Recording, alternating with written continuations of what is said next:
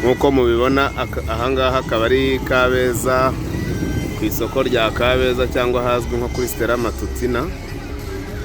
Ikibanza tuje kubereka kikaba kiri rwose hano inyuma y'iri soko, hano hafi y'uyu muhanda wa kaburimbo munini.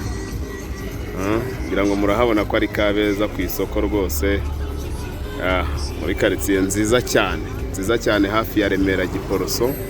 Nkuko mubimenyereye rero mukaba muri kumwe na Nzuri Business Group Limited kuri channel yacu ya Nzuri Market. Mukomeze gukanda subscribe, reka tubereke icyo kibanza cyiza cyane.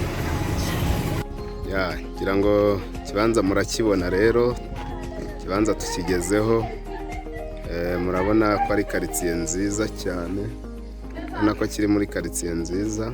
Ni ikibanza cyiza kinini kirimo inzu zishaje, ushobora no kuvugurura ubishatse. Ubona ko quartier ari nziza, kiri mu ihuriro ry'imihanda.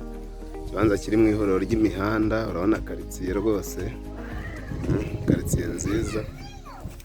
Ureba quartier, urabona quartier ko ari quartier nziza cyane. Urabona ikibanza gikora ku mihanda ibiri, kizungurutswe n'imihanda. Umuhanda ukizamuka iruhande n'ugica haruguru inyuma.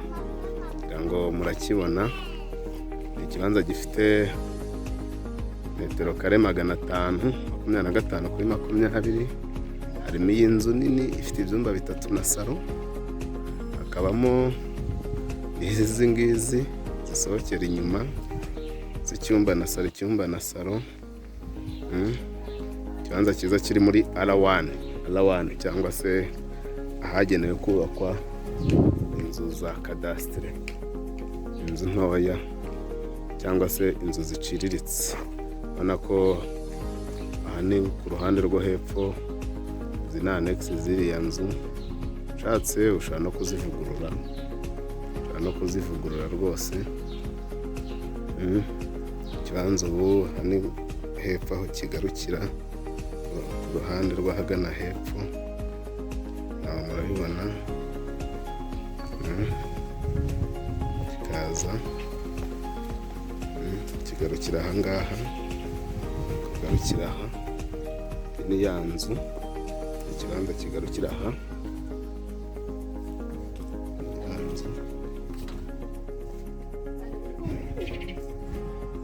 Ni ya nzu. Urabona ko ari ikibanza cyiza kandi kinini,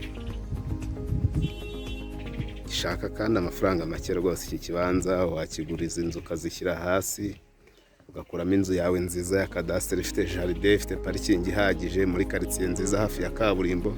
Ngira ngo kaburimbo murayibonye ko ari hano hirya, hano hepfo ku isoko. Cyangwa se bikenera ukavugurura aya mazu akajya guha amafaranga mu gihe wenda utaratekereza kubaka. Iki kibanza rero tukaba turi bukibahera amafaranga make cyane, miliyoni 28 zonyine. Miliyoni 28 zonyine, kandi dushobora no kuganiraho tugakuraho makeya. Kugira ngo murabibona ko ari ikibanza cyiza.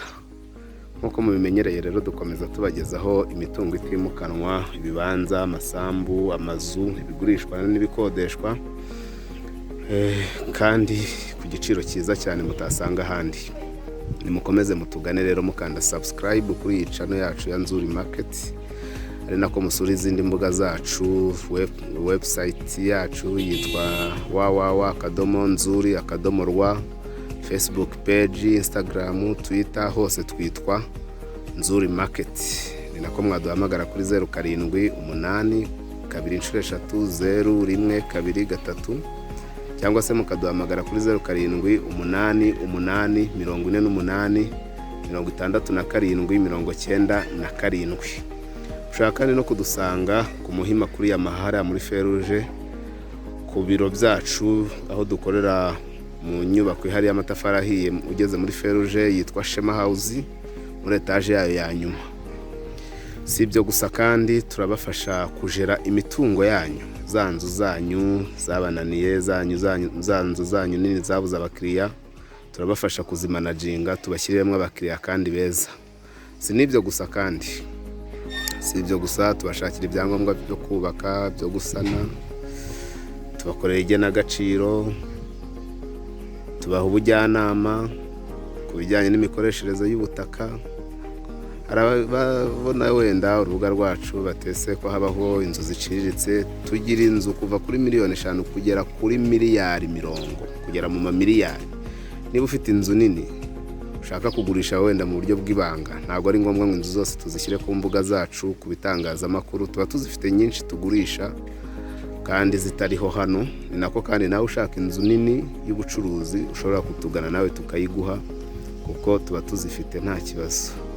Ni karibu rero, tubahaye ikaze, mukomeze mukore share munakanda subscribe kugira ngo mukomeze kujya mubona ibyiza byose tugenda tubagezaho muri Nzuri Business Group Limited. Wacu umukiriya ni umwami, tubahaye ikaze, ni karibu.